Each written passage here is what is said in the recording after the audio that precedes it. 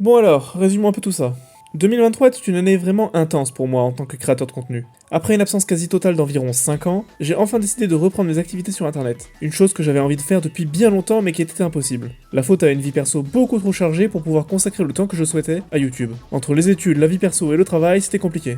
Mais fin 2022, j'ai enfin pu atteindre la situation stable que je rêvais depuis 5 ans. Une stabilité qui m'a débloqué assez de temps libre pour pouvoir reprendre ma chaîne YouTube. J'ai donc commencé l'année en fêtant les 10 ans de cette dernière et bien décidé à mettre le paquet pour la suite. Quand soudain, j'apprends qu'un autre lunatique s'est fait cancel. Ma chaîne étant entièrement inspirée de son contenu et une grande partie des vidéos reprenant ses concepts, que ce soit sous forme de fanmade ou de critiques, je ne me sentais pas capable de continuer dans cette direction. Après quelques crises d'angoisse et 2 ou 3 games de LoL, j'ai donc pris la décision de changer de chaîne YouTube, abandonnant ainsi tout ce que j'ai fait depuis 10 ans, sans pour autant renier l'identité que je m'étais forgée. C'est donc la création de Sia, la nouvelle chaîne YouTube dans laquelle vous êtes en train de regarder cette vidéo. En parallèle, j'ai décidé de reprendre Master Fiction Clash, mon plus gros projet sur YouTube, qui était en pause depuis 5 ans. En juillet, j'annonce le retour et fais un appel à la participation pour le projet, persuadé que ça va bider et que je vais me retrouver solo. Mais à ma grande surprise, énormément de gens répondent présents. Et pas n'importe qui, des personnalités de la communauté RBFR que j'aurais jamais osé contacter de moi-même en MP. 2 litres de larmes de joie et 3 crises d'angoisse par la suite, nous commençons à travailler sur le prochain MFC, qui sortira finalement en septembre, et dont je suis hyper fier. Plus motivé que jamais, nous nous lançons donc dans la production du prochain.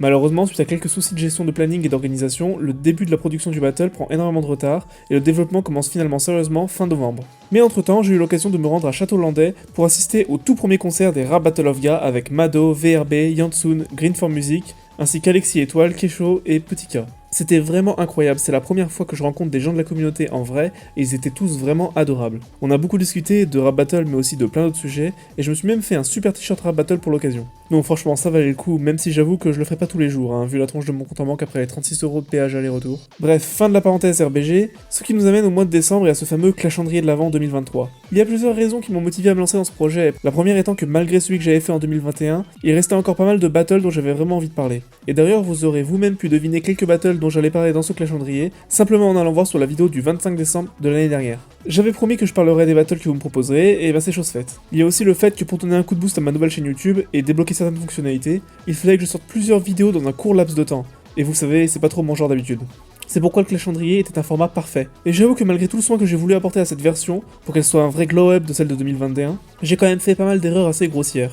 Je remercie d'ailleurs Alexis Étoile, encore lui, qui a commenté tous les épisodes en corrigeant à chaque fois que je disais une connerie. D'ailleurs, message à tous les battlemakers, par pitié, quand c'est possible, mettez les instrumentales sur YouTube dans la description. C'est un message d'utilité publique. Maintenant, je l'annonce ici officiellement, il n'y aura plus jamais de clashandrier de l'Avent sous ce format-là. J'aime beaucoup le concept de calendrier de l'Avent, mais je crois que j'ai fait le tour de ce concept en ce qui concerne les critiques et analyses de Rap Battle. L'année prochaine, si je refais quelque chose, attendez-vous à un truc très différent. Enfin, j'aimerais conclure cette année en vous souhaitant à toutes et à tous de bonnes fêtes. J'espère que vous continuerez à être là en 2024, car une chose est sûre, moi je serai bien là. Sur ce, je vous laisse avec un petit montage à la con que j'ai fait en m'inspirant d'une vidéo de Younes, les RBG résumés par des youtubeurs. Allez, à plus tout le monde. Je parle que du manga.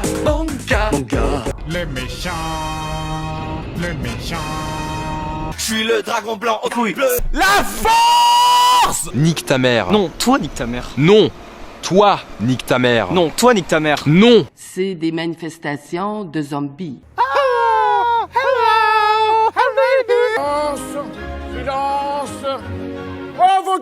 Juste comme ça, elle avait quel âge? C'est pas important dans... Je viens de trouver le secret pour voyager dans le temps.